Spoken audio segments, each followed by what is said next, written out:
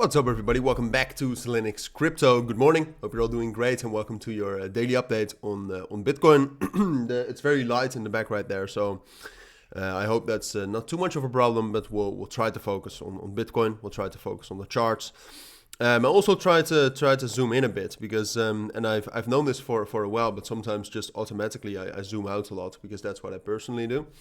But I'll try to zoom in so you can see the charts a little bit better, but we'll be talking about Bitcoin. And Bitcoin itself is in a little bit of a weird situation, right? Because this is the first time in a while that we've actually seen Bitcoin find some sort of a consolidation. I mean, basically since Monday, it's been up only, right? And then on Wednesday, we found some strong resistance. And since then, we've been up here. And that is in itself a problem, and I'll tell you why, and that is for the simple reason, and I've told you this before, and I try to tell you this in every video. The funding rates right now, also for Bitcoin, are ridiculous. All right, so what that means is that right now you have to pay a lot in funding fees to keep your Bitcoin longs open. So if you need to pay all those funding fees and you keep them open at this level and it doesn't go up, then that's a problem, because then you just pay fees without anything ever happening. Then you have to close the long, and if you close the long position, then you sell the underlying asset, right?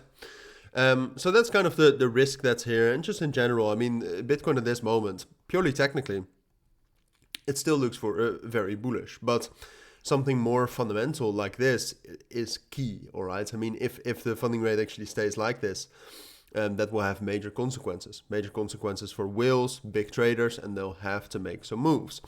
So it's absolutely crucial that we'll get some more moves up here. And ultimately, like I said, purely technically, it does look most likely that we'll have some moves up again. Now, only the technicals is not enough of a story though.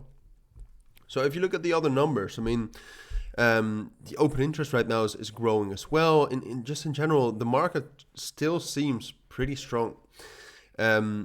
Like the open interest increasing like this, that means that there still is money and capital that's willing to flow into these markets, even with these funding rates.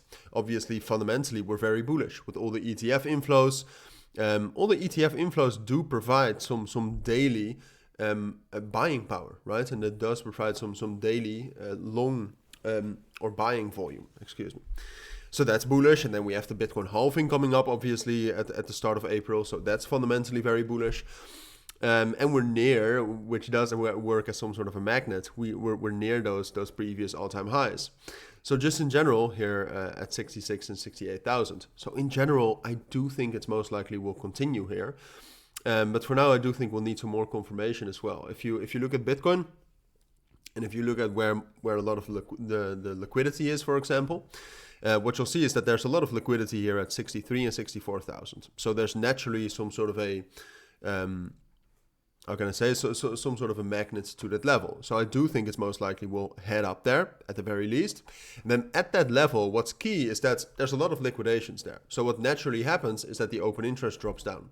So what's key is that when we hit those levels, open interest must keep increasing, which I might be able to do some sort of an emergency update on that. I'm not too sure.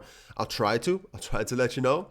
But that's key, all right? Because if that happens, purely technically and fundamentally, I do think this is supported.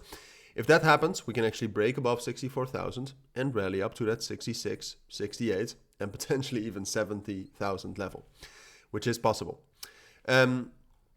So yeah, keep your eyes out for that. And I actually do think, even though it might be a little bit ridiculous, I do think something like that is most likely. I think, first of all, it's most likely that we'll hit that 64,000 and 63,000 level. And like I said, I mean, from there, we'll have to wait for the open interest. If the open interest really drops down with those liquidations, then it's probably more likely that we'll stay in this very small consolidation here, maybe have some sort of a spike down, but I don't expect the big flush yet. But those are my thoughts. That's what I think you need to know for now. If you do have any questions, though, of course, let me know down in the comments as well. But for now, thank you for watching. Take care and bye.